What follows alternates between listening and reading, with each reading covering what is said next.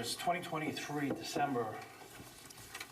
For that year, we experienced a 27.5% tax increase on our property taxes. Yes. Some statistics I just pulled up that are current as of June of this year, last year, excuse me. Raymond's average tax rate is 2.07%, compared to Rockingham County's 1.9%, and the average New Hampshire tax rate of 1.91%. We're higher. Our schools don't even compare to Derry, Londonderry, and a bunch of other places. And I know, I forget the town, but they have the #1 school system and a lower tax rate than us. The average United States tax rate, 0.99. Okay. Where's your data from? This is ownwell.com. Onwell? Ownwell.com. O-W-N? It says Raymond, New Hampshire. You pull anybody up, you pull any town up, pulls it up. I just put property value in where you can do that. Is it right here at the top, and it pulled up what I paid for taxes again this year. So it's accurate for 2024. That being said, Is it O-W-N-W-E-L-L? own well, just like it sounds. O-W-N? Okay? Guys, I mean, and here's the thing too. I've been in Raymond over 20 years. Came from Massachusetts to get out of the Taxachusetts. Okay? What are we turning into? I'm serious. What are we turning into? I sit back there and I look at the numbers, and believe me, I was a financial advisor, financial planner, had my own practice, 6 figures. I had to sell it because of medical issues and everything I've been through, okay? We're down to Social Security disability, and my wife just lost her job because a big company bought hers, and now she can't find a job for over a year and a half now. What are people like us supposed to do? Granted, at one point, my wife and I were both making pretty good money, but we're not now. And you guys are bleeding us dry with all these different things, these increases, all the stuff you're doing. Your schools, I mean, even the things that are important, you're not addressing. Anything I look at that you guys put through, and all these warrant things, you go to the vote, you know how I have to get those things a week in advance and read them 3 times to understand if I want to vote or not. As a financial planner and a financial advisor, I had a fiduciary responsibility to my clients to tell them the ins, the outs, and everything. And so if I was selling you life insurance, disability insurance, an investment, bonds, mutual funds, wrapped accounts, we had to disclose under law what we made, how we made it, what the internal costs were, what the external costs were, okay, and everything that would cost that client. In best case scenarios and worst case scenarios. And believe me, I sat with some clients where they looked at me with a face and they weren't understanding it, and I pulled those applications until they could understand what we were doing, why we were doing it, and how we were doing it to reach their financial goals in the cheapest and quickest way possible. You guys sit here, and I'm going to tell you, it falls on the town too. How many people live in this town and how many vote? But yet, I'll say the school committees and the school people rally their people to get out and vote for these stupid, absurd increases every frickin' year. I'm sorry. You're bleeding us dry. This is live free or die New Hampshire. We're becoming People's Republic of Massachusetts. It sucks. Pardon my French, but I'm a taxpayer. You're bleeding me dry. I'm going to leave. I'm going to sell the home I love and leave. Why? Because there's better places to live. We didn't have kids. We knew they're coming in. But now we're paying the same rates Derry and Londonderry are paying.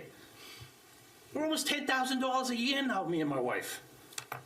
This is ridiculous, people. Before you vote, and before you put your stamp of approval on something that's going to raise our taxes again, even $1, come this March, and put it before the voters. And your communication sucks. It does. It absolutely sucks.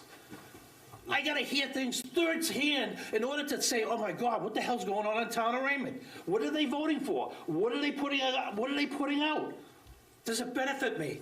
I get it. We have kids here. I'm all about kids. God, I was a cop. I put my life on the line. I would do it for anybody. But the thing is this, is that there's reasoning behind stuff.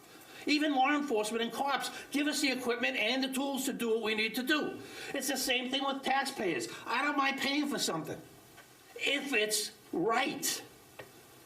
And it's not because I don't have kids that I don't want to pay for education. I knew coming up here. But when I came up here, do you want to know something? Even with no excise tax in Massachusetts, I did the math. Moving to New Hampshire was going to cost us $1,000 more a year back in 2004 when we moved here. But what did I get? I got them off of my back. I determined a lot of my own things. And back then, we had trash removal in Raymond. That went by the wayside. What happened here? And now we have 3 or 4 companies that guys, this town is being run into the ground. And I'm going to tell you something. People are going to leave, just like they're leaving California, New York, and every other tax-ridden blue state, and going down south to Texas and going down south to Florida and the Carolinas. Why? Because it's better there. They're not getting taxed to death, and they're not getting things raised, and we have no voice in it. I don't want to run for anything. I don't even want anything to do with politics. Mostly if you knew me, people love me or hate me. Why? Because I'm like this. Okay? I'm not politically correct.